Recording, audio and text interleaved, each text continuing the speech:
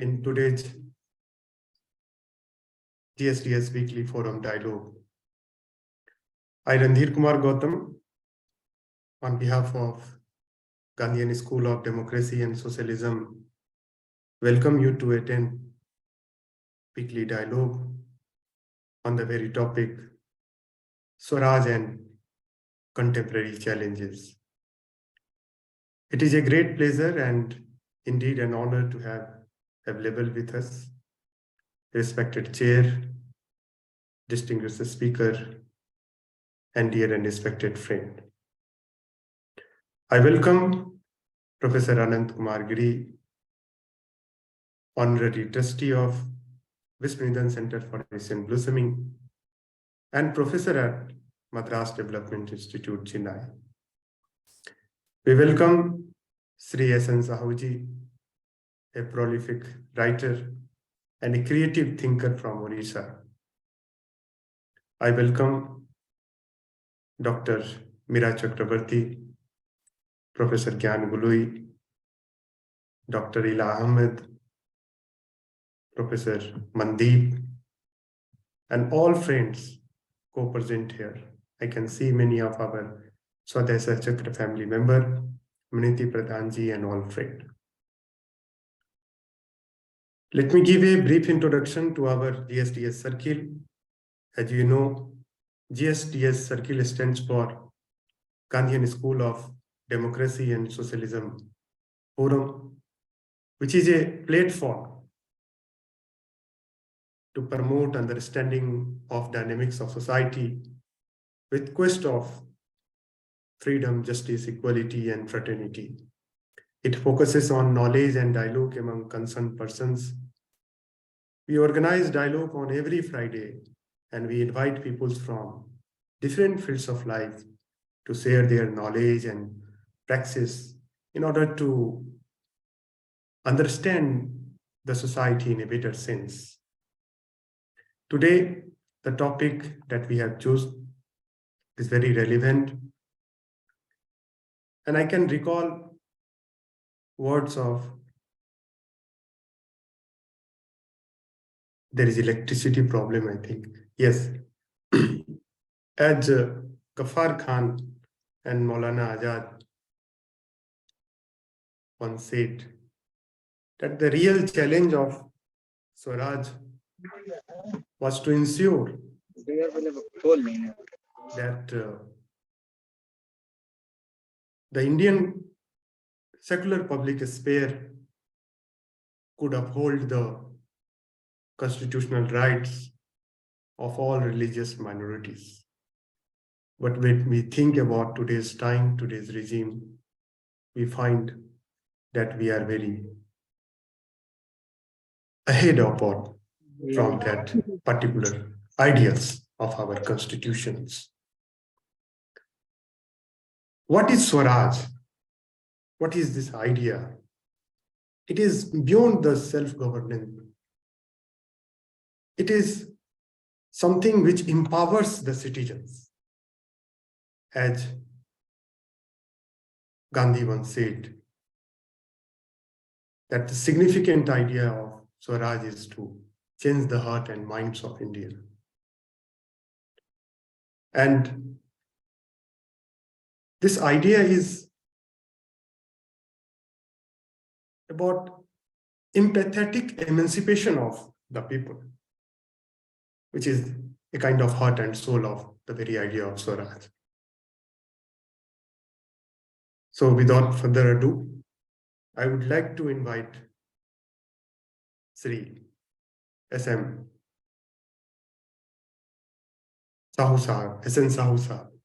S N Sahu Sahab is a deep thinker, deep seeker. He has worked with President Narayanan, and he is engaged in current research, writing, and thinking around the ideas of Mahatma Gandhi. And his very important essays, Mahatma Gandhi's insight on air pollution and clean air, is a part of the book. That yourself, sir. Yeah, is it okay now? Yes, it's okay. Okay. So thank you so much for giving me this opportunity to participate in the program organized to discuss the idea of Swaraj and contemporary challenges.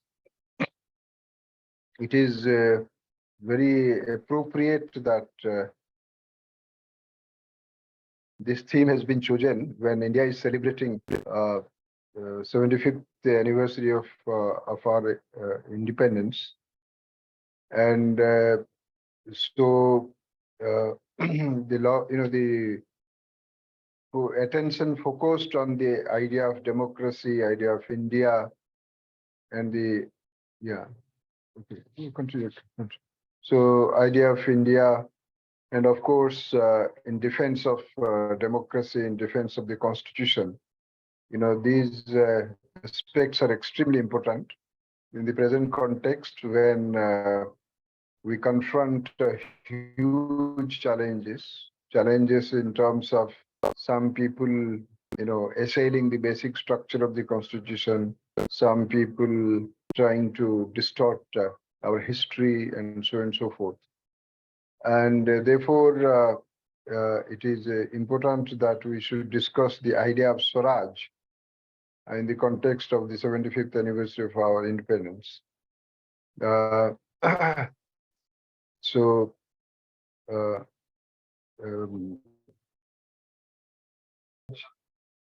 in the present day context, when we are confronting so many challenges,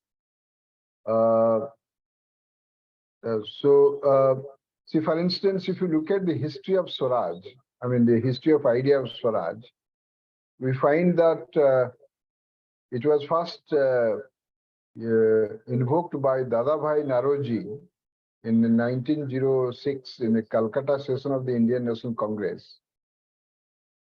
And he actually did so for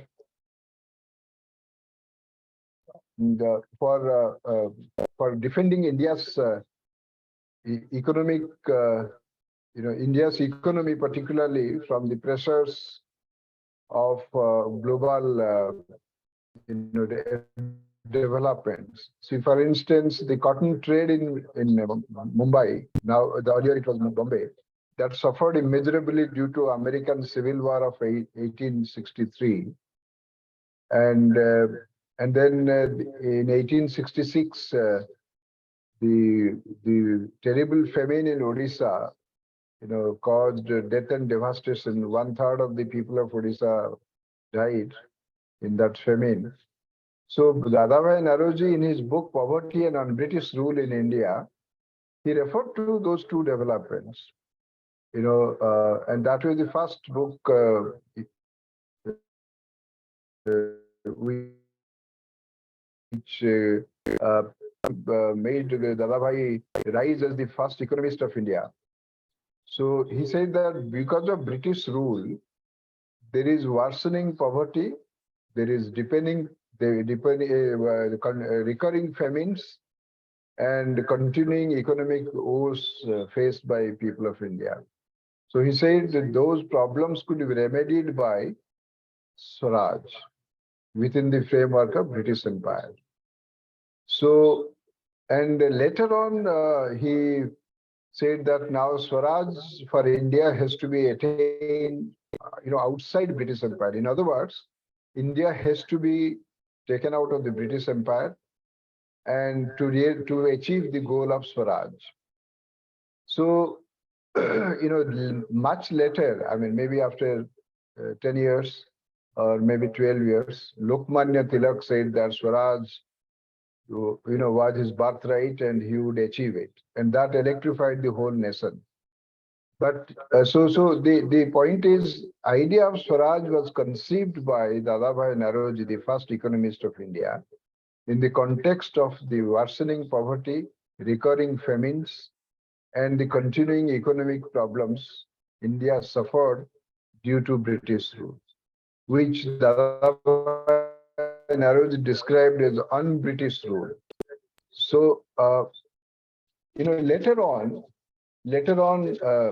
the idea of Swaraj was carried forward during freedom struggle after Mahatma Gandhi, came to India in 1915, and his notion of Swaraj was expanded by him by taking into account multiple factors, so which is extremely important in the present day context, because what he said, in the context of Swaraj is of contemporary relevance. See, today, we often talk about Swaraj in the context of the 75th year of independence, and the multiple dimensions of Swaraj are hardly highlighted, because Swaraj is primarily seen as kind of independence from British rule or colonial rule. But the multiple dimensions of Swaraj in terms of religious pluralism, in terms of upliftment of women and their empowerment, Swaraj in terms of economic equality, then Swaraj in terms of Sarvadharma Sambhava, which is in modern parlance called secularism, and Swaraj in terms of people's rule is opposed to the rule based on religion or based on any particular creed. Swaraj in terms of good governance, Swaraj in terms of accountability, Swaraj in terms of culture of protest. These are all dimensions of Swaraj. So Swaraj just doesn't mean or never meant only freedom from British rule. Because, as Gandhi said, he interpreted Swaraj from, multiple dimensions. So these dimensions need to be understood, to explain the contemporary challenges to the idea fronted, was in terms of restrictions on freedom and liberty enshrined in the Constitution itself. The fundamental rights quite often get compromised by several regimes, by several entities. It's not just regimes, even several entities. For instance, caste system, the structured forms of inequality, or the patriarchal system of our society, that pose a danger to the idea of Swaraj.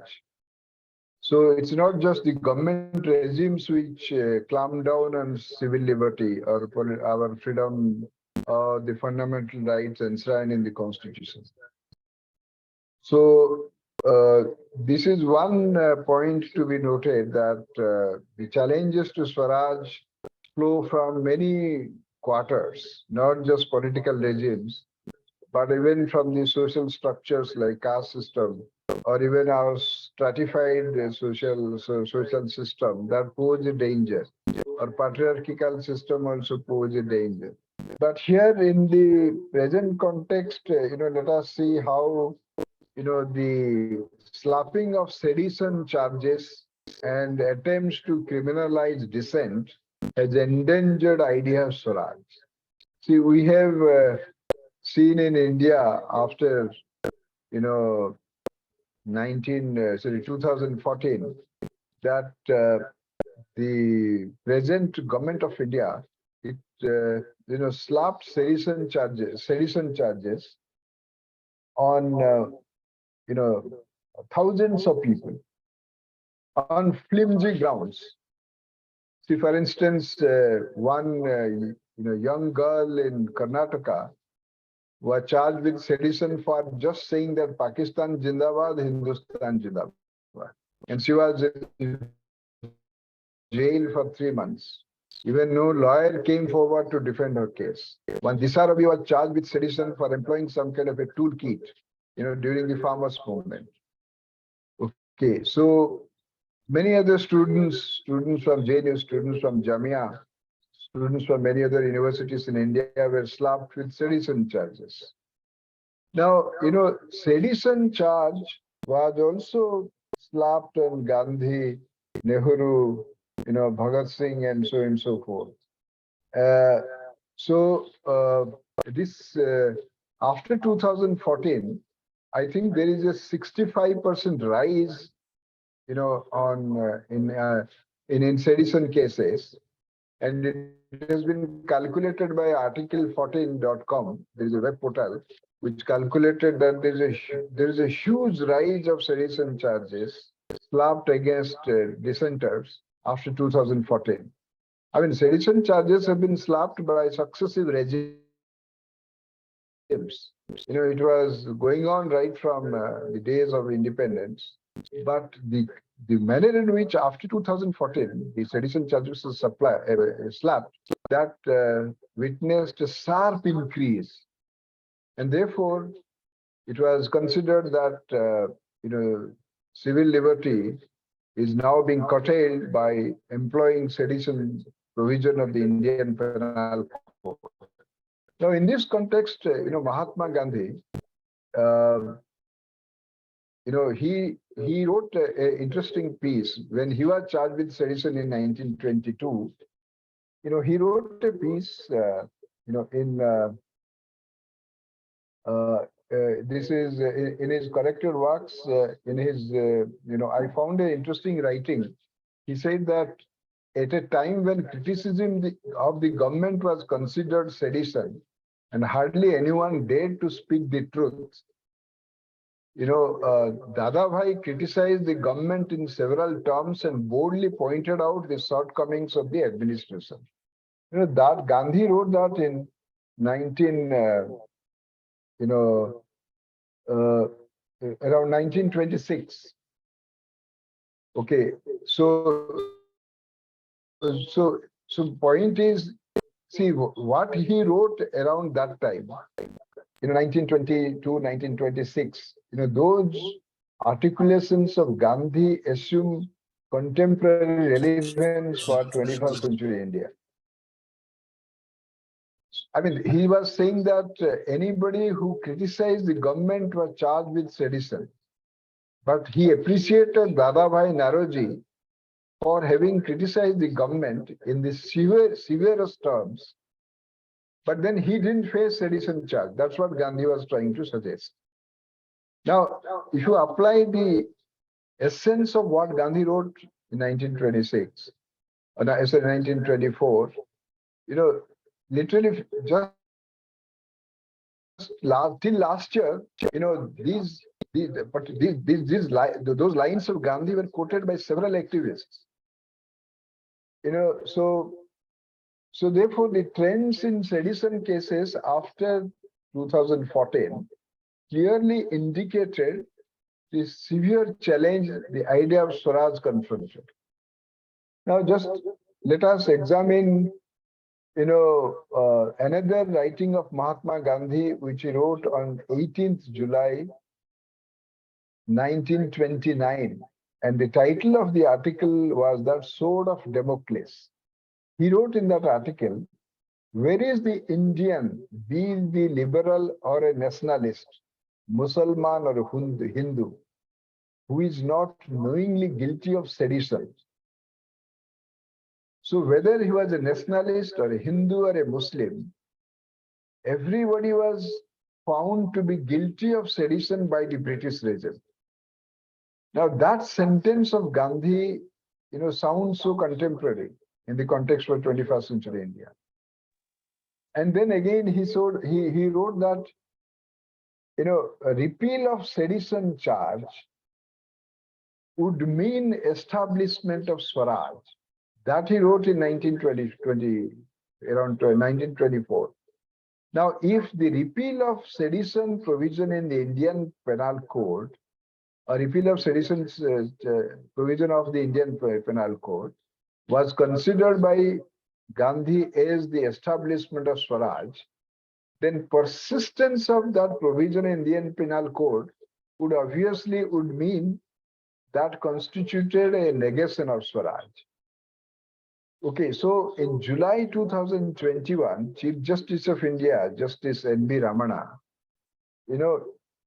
he issued a notice to the center on a PIL challenging the constitutionality of the provision of sedition.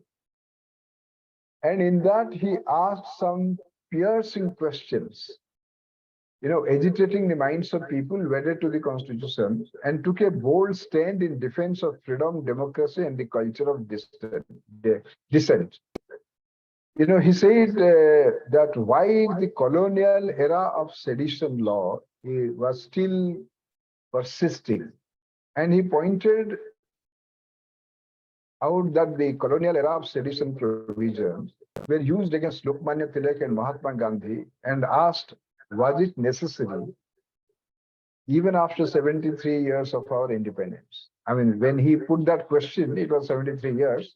Now we are celebrating 75th year of independence. Now,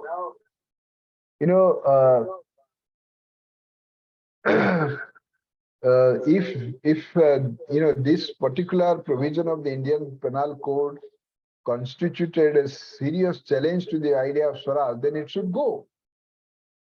But unfortunately, at least some of the political parties who declared in their manifestos that if they would come to power, they will try to repeal this sedition provision. That was countered by another political party. I mean, I'm talking about the Congress party, which put it in its manifesto that sedition charge would be repealed. But BJP's leader, Mr. Rajnath Singh, he said if BJP would come back to power in 2019, that was during 2019, just before 2019 elections, he said sedition provision would be strengthened and nobody would be able to, challenge India. So that was the challenge we faced. The sedition provision put a huge challenge to the freedom struggle, freedom fighters, because they fought for our Swaraj. And it persisted, that sedition provision persisted, and it continued to pose serious challenge to the idea of Swaraj even after an independence was achieved and we got liberation from the colonial rule. Now, having said this, that persistence of sedition provision is a challenge to Swaraj and therefore it should be removed from the IPC. And thankfully, Supreme Court has put a halt, I think it has stayed. It has asked the government of India not to invoke sedition charges against people who are protesting against the government or who are raising voice against the government. And thankfully, after that, after Chief Justice of India, Ramana's interventions, I think we are not now witnessing slapping of sedition charges on people, protesting. But unfortunately, what has happened is that any protest against the regime or any kind of dissent against the regime is now considered as a seditious activity. See, for instance, the farmers' movement against the farm laws, was considered as seditious. And because the farmers' movements witnessed participation of large number of farmers from Punjab, they were called Khalistanis, which is very unfortunate. So this kind of approach to deal with the culture of protest negated the idea of Swaraj. See, let me quote one para from Mahatma Gandhi's writings, which he wrote in writings of 1925. While he defined Swaraj in terms of repeal of sedition law, and he defined Swaraj in terms of India's liberation from British rule, he also defined Swaraj in terms of people's capacity to resist authority and protest against the abuse of authority. This is very significant. For instance, he wrote in 1925, real Swaraj will come not by the acquisition of authority by a few, but by the acquisition of the capacity by all to resist authority when it is abused. In other words, Swaraj is to be obtained by empowering the masses to sense of their capacity to regulate and control authority. So this definition of Swaraj, that people should have the capacity to regulate and control authority. Now, how do they control and regulate authority? By questioning, by sending their representatives to the parliament to question the regime, to regulate the regime. Our parliamentary democracy is based on accountability of the government to the legislature. And legislature means, it consists of people's representatives. Now, people's representatives inside the legislature, they are subjected to, restriction of their freedom to speak. Then obviously that would go against the very essence of Swaraj. So therefore, Gandhi's definition of Swaraj, from the perspective of people's capacity to regulate and control authority, assuming significance, when we find that many of the articulations or many of the expressions of the leaders of some opposition parties are getting expunged in both Lok Sabha and Rajya Sabha. They are now being investigated for breach of privilege for what they did inside Lok Sabha and Rajya Sabha. So Gandhi's definition that Swaraj would mean empowering the masses to sense of their capacity to regulate and control authority. This means to make the government accountable. Now, if this culture of accountability is compromised because the culture of protest is considered as a criminal activity or a seditious activity, then obviously we are facing challenges to Swaraj. So this notion, of Swaraj in terms of people's capacity to regulate and control authority is significant at a time when only, the focus is, attention is focused by the regimes to only do the duty, disregarding the rights of the people. So this is, we have to combine both rights and duties. But when somebody says that, no, you perform your duties and doesn't talk about the rights, then there is an imbalance. So, because people have a right to protest, that is a fundamental right enshrined in the Constitution. People have a right to interrogate and question the political regime. Now, if that is, stifled, then obviously, people will rise in revolt. And then all kinds of, restrictive measures should be taken to suppress their voices. But that is against Swaraj. So this, idea of Swaraj linked to the power of the people to regulate and control authority closely corresponds to Ambedkar's slogan, educate, agitate, and organize. Ambedkar gave that slogan, in 1941. This is a slogan which is often repeated in the protest movements. Educate, agitate, and organize. And in fact, this slogan was interpreted by Professor Amartya Sen and Professor John Dredge in their book, India in Uncertain Glory.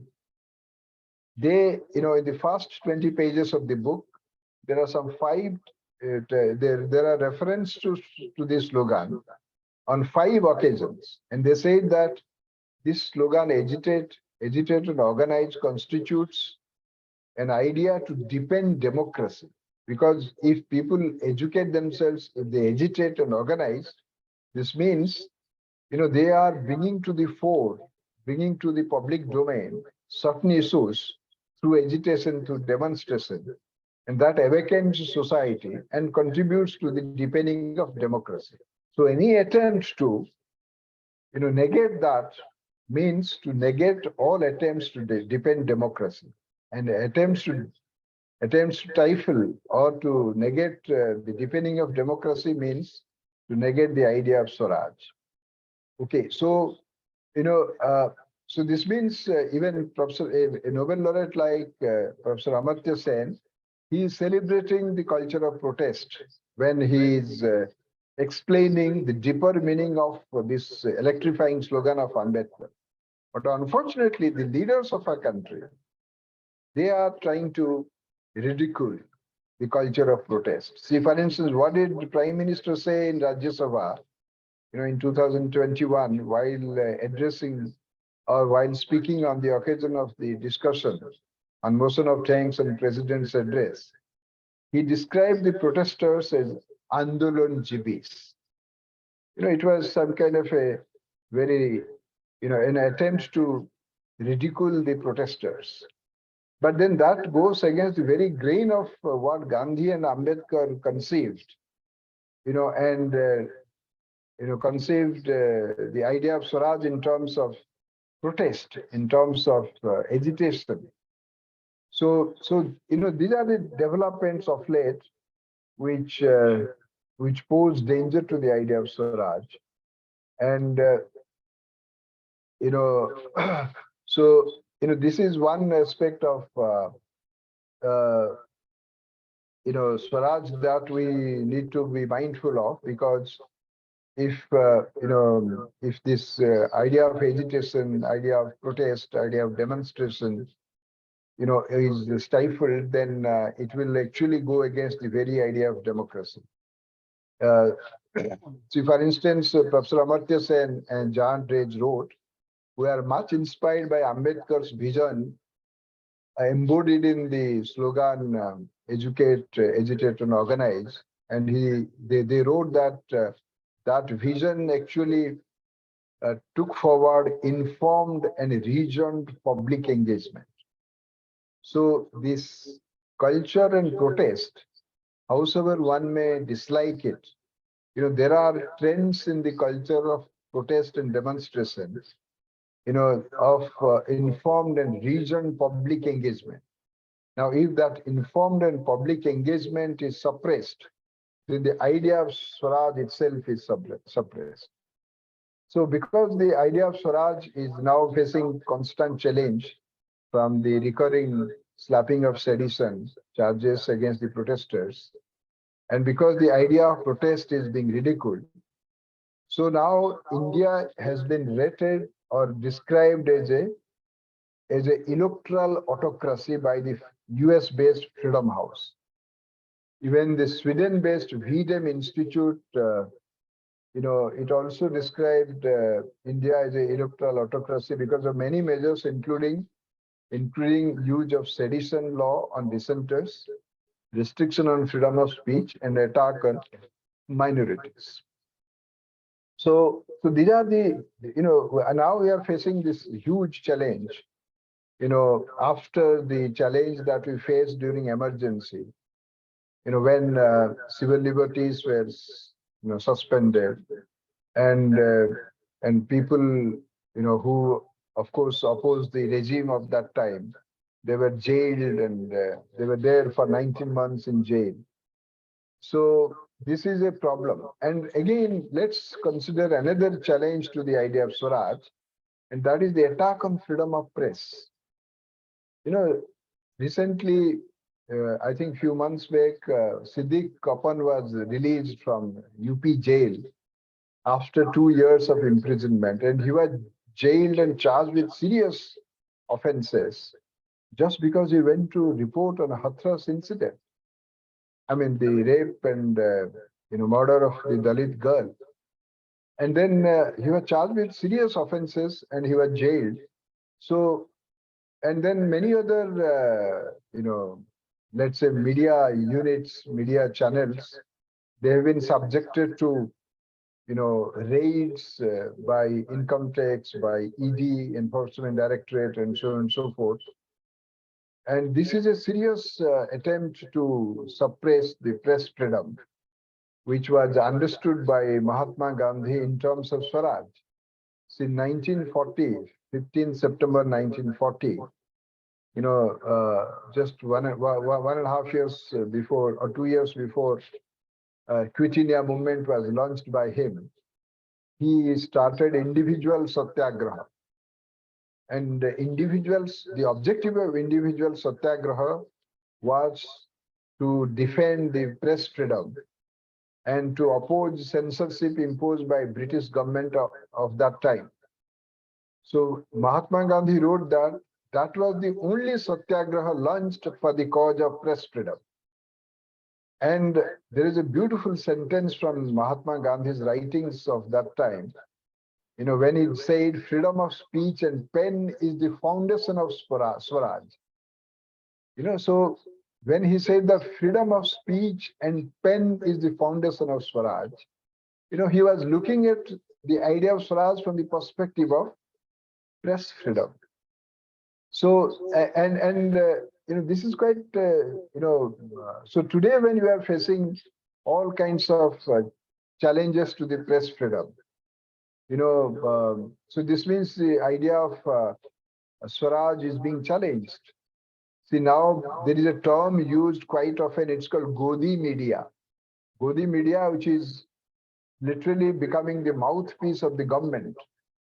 And they are only, you know, building up narratives based on the dictation of the government. So this government-controlled media or the Growthy Media is a serious threat to the idea of Swaraj. So any other media channel or media platform which challenges that Growthy Media is now being trolled and so on and so forth. So this is a very, you know, kind of a unfavorable situation for the cause of press freedom.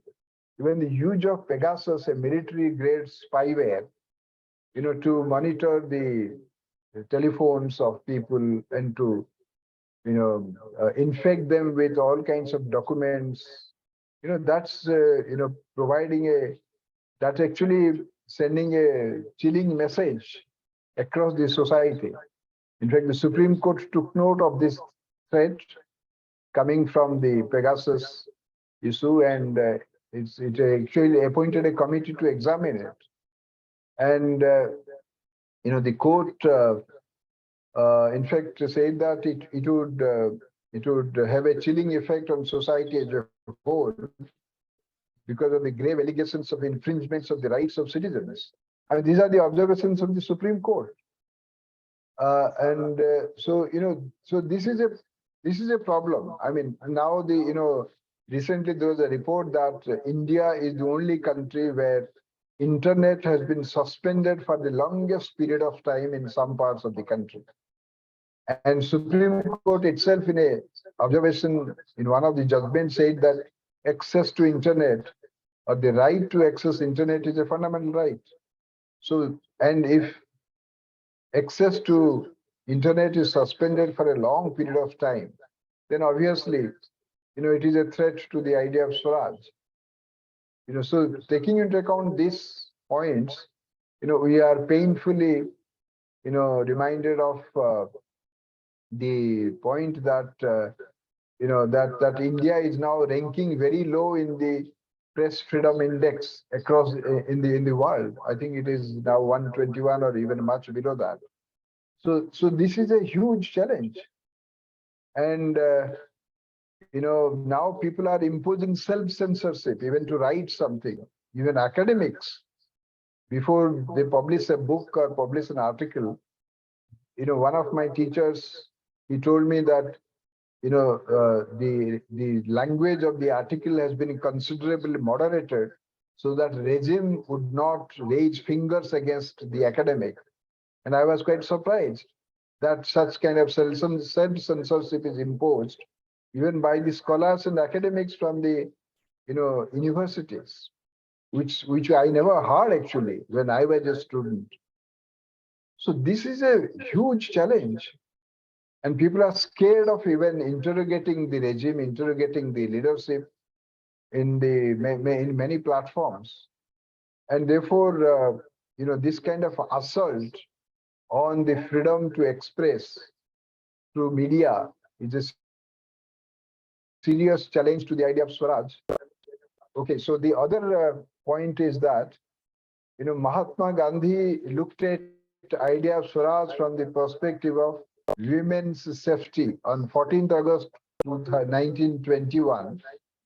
He wrote an article in Navjivan where there is a beautiful sentence. He said, Swaraj would mean Hindus, Muslims, Sikhs, Parsis, Christians, and Jews should all be able to follow their faith and respect those of others. He said, Hindus, Muslims, Christians, Parsis, they should respect each other's faith. Then he said that in such a condition, when there should be respect of people, there should be mutual respect of people belonging to diverse faiths. In such a condition, a young girl could, without danger, move about alone, even in the dead of night. If a young girl could walk in the dead of night without any sense of danger to her safety and security, that would mean Swaraj. Okay, so again this is 8 years later, on 20th October 1929. He says that Swaraj, to my mind, would mean a regulated power in the hands of 30 crores of people. And when a young girl will feel safe, a young girl will feel herself safe. So here again, he said that regulated power would be the defining aspect of Swaraj. And when power is regulated, a girl would feel safe, in society. So, look at these two definitions of Swaraj from the perspective of women's safety and security. But look at what happened on the occasion of the 75th year of independence.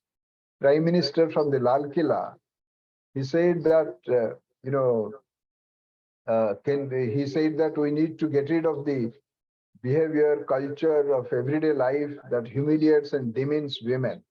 Then he said women's pride, is a huge asset without which we cannot fulfill the dream of the nation. He said that from the ramparts of Lal Killa. But in the evening, same day, the rapists and murderers in Bilkis Banu's case, they were released. They were given remission and released, and that is now challenged in the Supreme Court.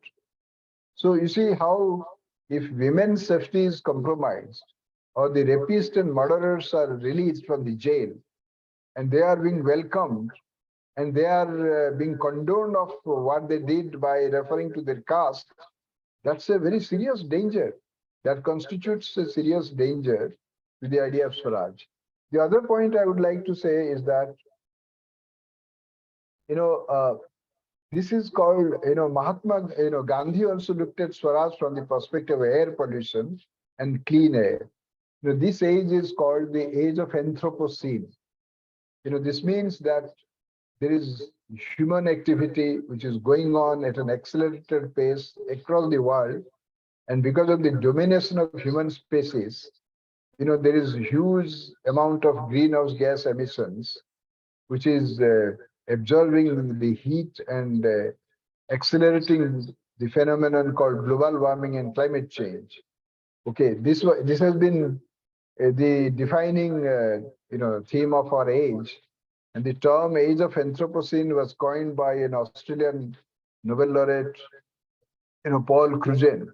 There is a debate going on across the world on this age of Anthropocene, and in this age of Anthropocene, where human beings are dominating every aspect of the Earth, planet Earth, suddenly we found on 1st November 2018, the WHO organized the first ever global conference on air pollution and health. So it was organized from 29th October to 1st November 2018 to discuss the enormity of the problem and problem of air pollution. Now, 2018, it has been done by WHO, but look at Mahatma Gandhi in 1913. He wrote an article called Air, and he predicted that in modern civilization, air would be polluted. People living in cities would run away to far-off places in search of clean air for the purpose of breathing.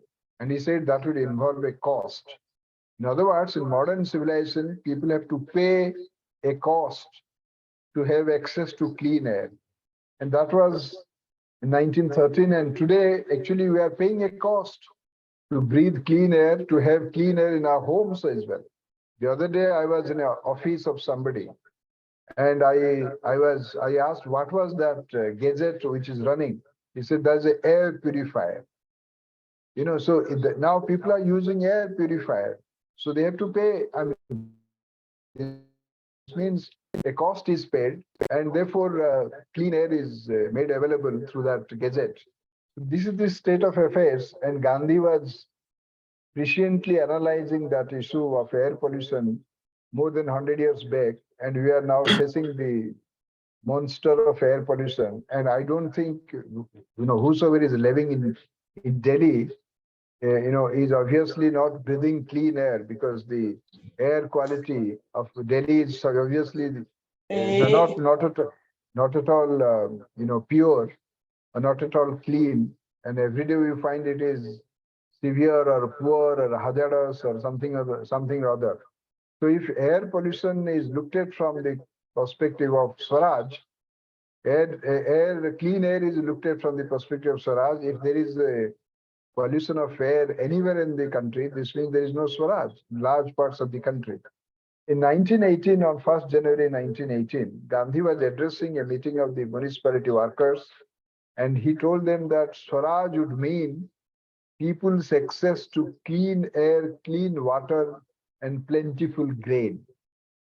So I mean, more than 100 years back, he looked at he looked at Swaraj from the perspective of people's access to clean air, clean water. And again in 1929, he wrote that if you leave our courtyard stinking, then there is every chance of foul stench arising from Swaraj. I mean, in terms of cleanliness or swachhata, which is now being talked about so much.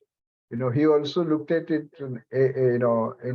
he also interpreted Swaraj from the point of view of swachhata. And therefore, he said that we need to keep our courtyards clean. And of course, he talked about people's access to unpolluted air. The other point is that in 1937, he said that in a Ram Rajya or People's Raj, both rulers and the ruled will have equal access to clean air. So we looked at governance or democracy from the perspective of clean air and clean water. So today, if there is, absence of clean air, or if there is a prevalence of pollution of the air, that means there is no Swaraj. And therefore, we need to have clean air to realize the idea of Swaraj in a concrete manner. The other aspect is, now we are facing the danger of accelerated spread of majoritarianism in large parts of North India.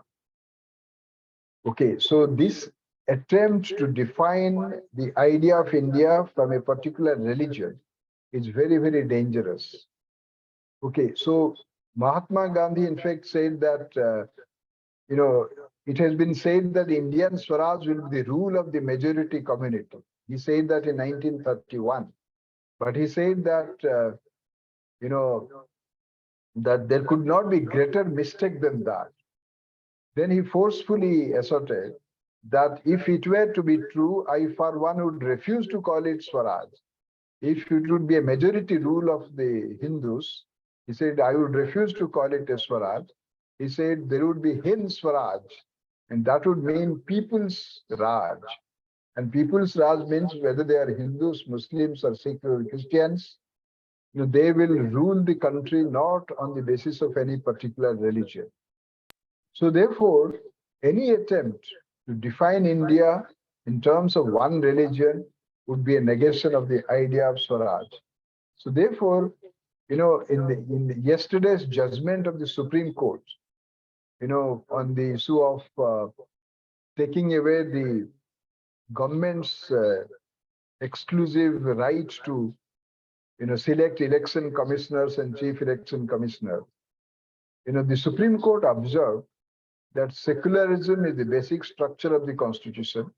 So therefore, any attempt by any political party to not to tune itself to secular ideas, secular aspects, would mean that would be a negation of democracy.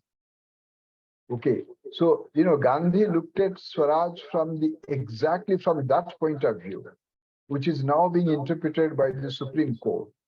And this is the latest judgment which was delivered yesterday. So therefore, what Gandhi had said way back in 1931, they are being relied upon by the Supreme Court to frame the law of the land through its judgment. Okay, so the other aspect of the idea of Swaraj, let me flag, is that now it is said, yes. If you can wind up in 5 minutes, then we can have some more I'll wind up. The other point, see, today people say that there was no kind of a 1200 saal ki gulami. Otherwise, there was some kind of no Swaraj during pre-British period. But this is being negated. This has been negated by Netaji Subhash Chandra Bose in his writings. He was saying that during Mughal rule, Hindus, Muslims came together. It was not just a rule based on religion. Similarly, Mahatma Gandhi also said that the pre-British period was not a period of slavery. We had some sort of Swaraj under Mughal rule. He said so in 1921. So therefore, the interpretation of pre-British period in terms of slavery is a negation of the idea of Swaraj as expounded by Gandhi and Subhash Chandra Bose. And for that matter, even Swami Vivekananda. Recently I read one of his writings, he said that even Mughal rule was good for the downtrodden sections of the society. So the last point which I wanted to flag and conclude is that, Mahatma Gandhi said that we need to move from Swaraj to Suraj, from the quest for independence to the quest for good governance. So this juxtaposition of Swaraj and Surajya, is quite significant in the context of our challenge, in the context of the challenges that we confront. In fact, he said, Gandhiji ka ek famous line hai, there are many slippery ascents and many deep chasms. They have all to be negotiated with unfaltering step before we can reach the summit and breathe the fresh air of freedom in Swaraj. Swaraj is a goal that is to be achieved. And there are many slippery slopes that we will confront. And therefore, the challenge that we are confronting, in fact, is a challenge which Gandhi described as a slippery slope.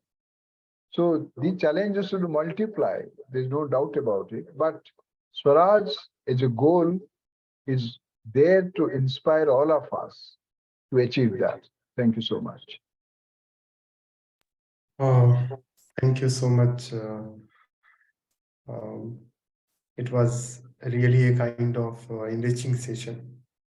And what is interested, the way you invoked the idea of Swaraj, of Gandhi, in a manner of, how he thought about Swaraj was the collective capacity of Indians to live together in peace, justice, but also with dissent and democracy also. So his viewpoint of Swaraj was a kind of emergence of, or a kind of growth of empathetic emancipation and harmonious exchange, not as a struggle of religious power or a political power, but as an emancipation or empowerment of civic collaborations or citizens' deliberation. So it was a kind of beautiful lecture. You really touched almost all aspects of Swaraj, and with in a sense of contemporary challenge, so that we can feel the essence of Swaraj in that sense. So thank you so much.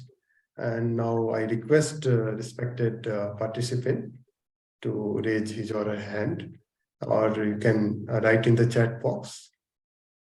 So we invite you to discussion also. So we can invite, you can see Professor Meera Chakrabarti. So we request Professor Meera Chakrabarti to share some of her reflections.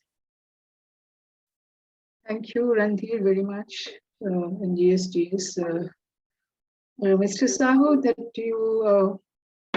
you proposed, I also read that Dadabhai Naoroji was the first economist who had conceived this notion. What I'm a little puzzled is that the object of it has become so irrational. Why? Because the defense of people of nation is least important, as the object of defense now more likely to the nation states legal commanders and the market's economic commands. What I was trying to clarify, if you could clarify, that Dadabhai Naoroji was also a corporate, but according to him, the land was the property was more meant by land was meant as property. But now today we see the interests of the profits of the economic corporations and individual shareholders. That has become the object. And how would Swaraj? How could Swaraj meet these demands? That is one thing. The other thing that when you say all these, I don't want to feel disappointed, but despite that, I would see that it is once again, nobody comes to help except the people's movement. It's the farmers' movement which so rigidly, rigorously stayed with, and actually kind of it came in rescue of Swaraj. It is the women's movement, it is the people's movement, but the constitution or the legal luminaries or whoever it is, I mean, they come at later stage. So ultimately, will it be the people's movement which will have to take care of the implementation of Swaraj, because they are there theoretically, but nothing is happening. You are having a corporate democracy. People's democracy are not there. It is not there. Thank you. Thank you. Sorry to take more time. I request Shri S N Sahu ji to please note on these questions, and we can invite you at the end of the session. Any other friend who want to ask any question? Dr. Pojan has asked in the chat box, so I request Dr. Pojan to please unmute and ask your query, as he is taking some time. One participant called Premjit, who asked about a kind of debate between Rabindranath Tagore and Gandhi on the idea of Swaraj and Swadeshi. So what are the differences, and how would you explain in today's context, in the context of globalization? So Miniti Pradhan. Hello, am I audible? Yes, you are thank audible. you. Thank you. First of all, good evening, everyone, and I will thank the speaker for a very insightful session. So, when we talk about Swaraj, it is not only about the self-rule, but also with our Indian values and ethos. No,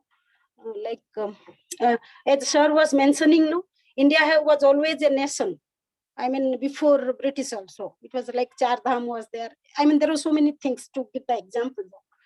But they also believed that religion had the different road, but it is converging at the same point. But what we see now, using that religion, it is being, the political parties are polarizing the country. So there is a difference between Ramrajya and Ramness, what we call Ramatto. It will take more time if I talk about it. But just my question is, what are the ways to achieve the ideas of Swaraj in the contemporary scenario? Thank you. Okay, so Yes, shall I? Sahu. Yes, please. Okay, so let me take up the issues raised by Madam Mira Chakraborty. She said that Dadabhai Naroji was a corporate. I don't think in that sense he was a corporate. He was just involved in some cotton business in Bombay, and his family had cotton business. And he looked at the massive poverty that was increasing in India during British rule. So because in his book, Poverty and Un-British Rule, he clearly took up the cause of the common people. I mean, how common people were getting impoverished during that time. So, he attributed that phenomenon of poverty, a rising phenomenon of poverty, to the British policies, which linked India to the larger capitalist economy of the world. So in that sense, he was certainly taking up the cause of the people. For instance, he was deeply inspired by, or rather deeply moved and anguished by the famine, which inflicted heavy toll, which actually caused a heavy toll of life, took a heavy toll of life in Odisha. 1/3 of the people of Odisha were wiped out because of their famine. So in that sense, the way he was deeply moved by the famine of 1866, which affected Odisha, that clearly proved the point that he was actuated by the sufferings of the common people rather than the corporates of that time. The corporates of that time were the British planters against whom Gandhi launched his first satyagraha. They were the corporates. Sorry, I misunderstood. I used the word corporate. I mean, metaphorically, you can say, but he was a businessman. It's exactly okay. what you were saying. I'm saying the same thing. I said when he had that my bad, but he was humanitarian values. No, I was trying to say that when he has humanitarian values, what is happening to the today's corporations and institutions? That is the corporates were complete. Yeah. Okay, no. Today's corporates are obviously, the way things are emerging now in the context of Adani enterprise issue, clearly prove the point that they are led by, they are led by the regime of the period to multiply their wealth by fair or foul means and establish monopoly over the resources of the nation. Okay, so therefore this is completely against the negation of Swaraj. Okay, so this can be countered by people's movement, and which you raised very appropriate. See, the farm laws were, frankly speaking, enacted by the parliament by completely disregarding the procedure for voting. Demand for voting, actual voting, was not allowed by the presiding officers. As a result, they were passed in a hurry, and the protest movement, which lasted for 1 year, and 750 farmers, they lost their lives. That clearly establishes the point that the regime interested in a lawmaking process based on deliberation and consultation had to succumb to the pressures caused by the farmers' movement. So, frankly speaking, now in India, people's movement, women's movement, and there are several other movements, which are actually generating hope to defend the idea of Swaraj. So this is one point, ma'am. I hope, I have been able to at least provide some clarifications. But you raised a very pertinent point that, yes, this is a big danger India is facing from the corporates.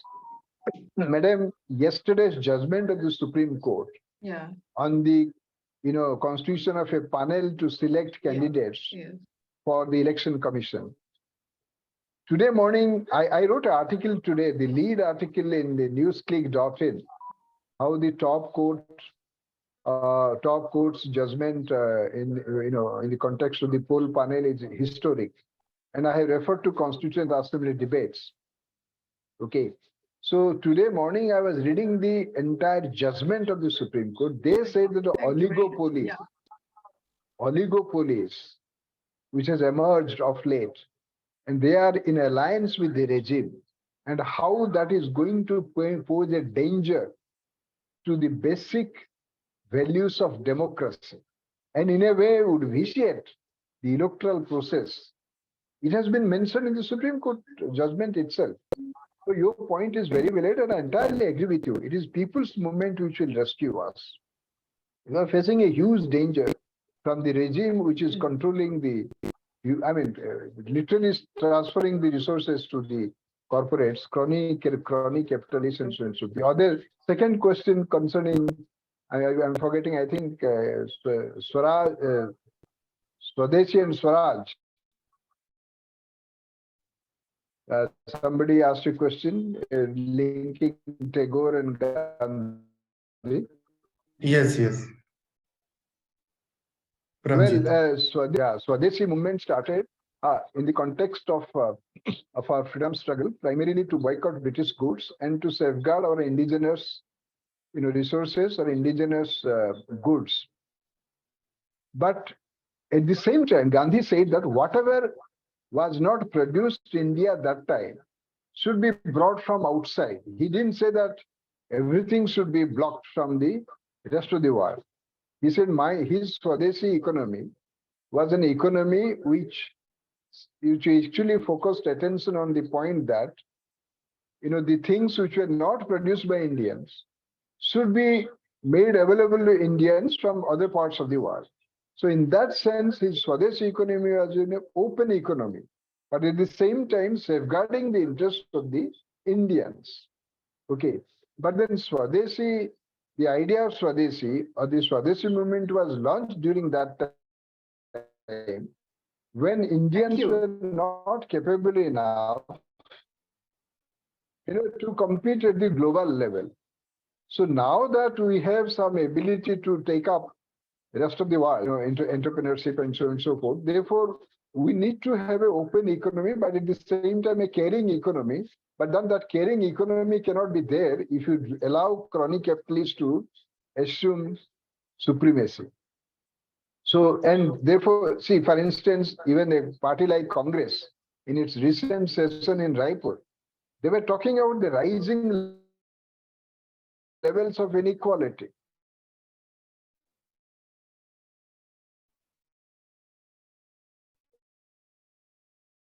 Okay, after liberalization, then listen to that. He says that in the history of every country, such a thing has happened. Inequality has grown up along with the rise in wealth of maybe the middle class or whatever class you were referring to. So if he said, if you can alleviate people from poverty, we need to address the rising levels of income inequality. And therefore, in a way, even Congress party, during which regime economic reforms were started, it itself is interrogating the economic liberalization. So as Madam Mira Chakraborty said, how do you counter the rise of chronic capitalists perpetuating inequality? And they are literally, creating a monstrous situation where the wealth of the country is being appropriated by them, and political regime is helping them to do so. So this is a big challenge to the idea of economic equality, which is critical component of the idea of Swaraj. The third point which was raised, I'm forgetting, what is that point?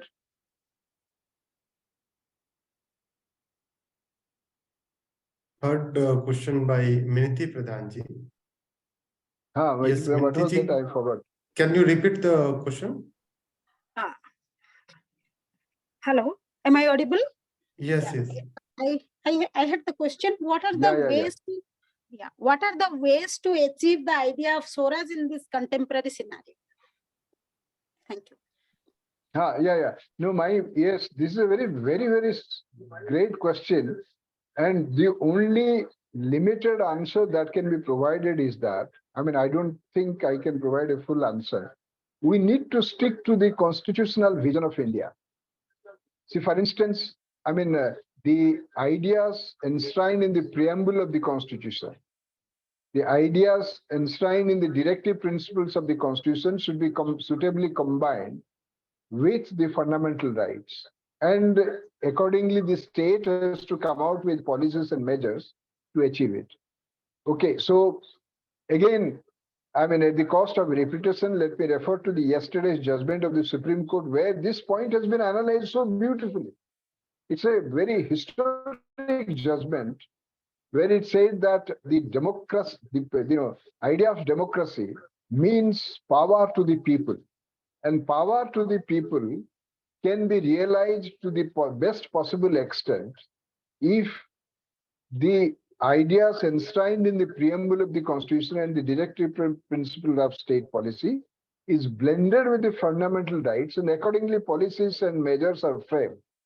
But what is happening is that, the manner in which crony capitalists have emerged in India because of the direct help from the political regimes. And there is a concentration of the means of production, blatant concentration of the means of production at the cost of the constitutional morality. See, we have, in the directive principles of state policy, that means of production should not be concentrated in few hands. But that aspect of the directive principles of state policy is not being emphasized. What is emphasized is Go Raksha. What is emphasized is Uniform Civil Code.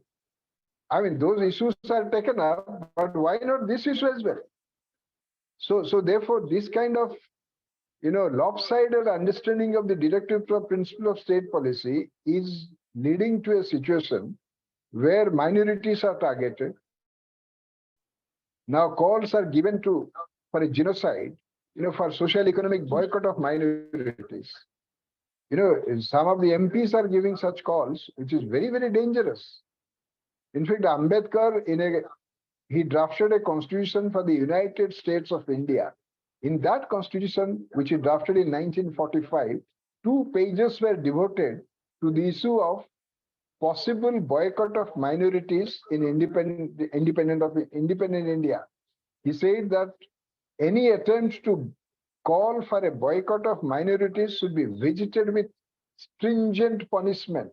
He defined what a boycott would mean, and he prescribed punishments, and he appealed that the future legislature of India should frame law to deal with call for boycotts. Now, these are the issues which need to be tackled, and therefore adherence to the constitutional vision of India. And constitutional vision of India means what? All people belonging to all faiths have equal rights. They have also equal right over the material resources of the country. So that point needs to be emphasized. This means the idea of Swaraj, nothing else. Thank you. Thank you. We are very happy that Sugyan Modi ji has also joined, and Dr. Gyan is also joined. So now we are connected with Ananta Bhai. So being a chair, I request Ananta Bhai to share some of his reflections in terms of conclusion of the session. Thank you so much.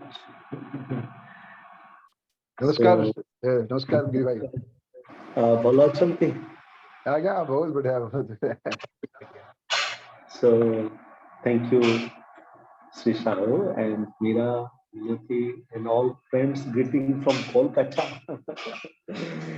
So now, Swaraj in contemporary India, along with the challenges that we have, I just heard that how British India had many autonomous spaces, including during the Mughal rule.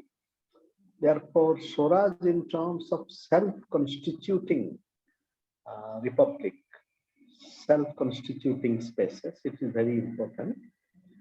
The other thing is that Swaraj is a process of rule making.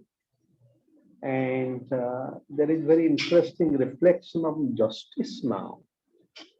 For example, transnational justice by political philosophers and social theorists, where they're saying what is important is that all of us concerned, we feel that we have a role in the making of law. And therefore, Swaraj is not just good governance, but the way in which we constitute our rules. And from that point of view, rule making in contemporary India. Now we have a parliament, but the procedures of rule making are not followed. And therefore, there is a profound disjunction between the very process of rule making and Swaraj here. And so this is one thing. The second thing is, of course, I don't know whether you refer to Sri Aurobindo's work on Swaraj, and located in India, in Kolkata now. And so Swadeshi Swaraj together. And that Swaraj is a kind of dignity, and Swaraj and Surat having a Vedic origin, the sense of holding our head high, that sense of dignity and holding our head high. And that Swaraj also, a commonsensical understanding of Swaraj would be self-rule. But what is our notion of self? Self, both at the individual level as well as the collective level. Swaraj means self-rule, but the self here is not a closed self. It is not an egotistic self. Swaraj builds upon the higher self in ourselves, the higher self in self, society, and the public. Therefore, Swaraj is really not so much as only self-rule, but it is a process in which Swaraj creates a space in which the self and the other can communicate with each other. Therefore, Gandhian idea of oceanic circles, different communities interacting with each other. That way, Swaraj is really Saharaj. So in contemporary India and the world, we need to understand Swaraj as Saharaj in terms of different communities becoming autonomous in themselves. And this autonomy also becomes an inspiration for them to learn together and constitute each other. Therefore, this mutual constitution of each other, both through autonomy as well as our sharing of autonomy.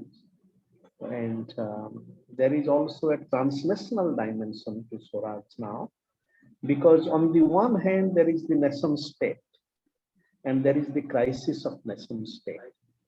But the crisis of nation state is being met not by transformation of nation state, but a kind of militaristic assertion, both a political and militaristic assertion of nation state. So the real Swaraj, therefore, is not bound to state, and it works through different kind of transnational sharing of Swaraj.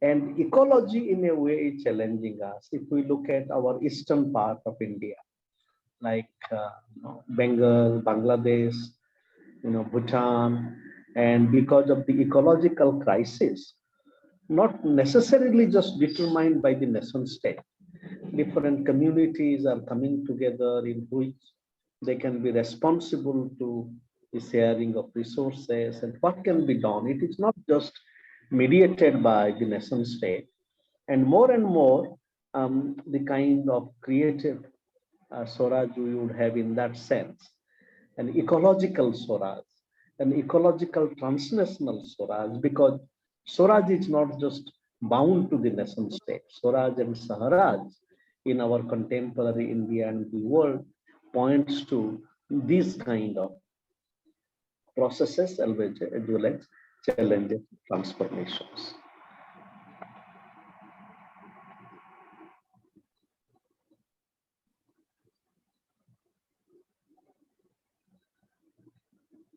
Very, very nice explanation.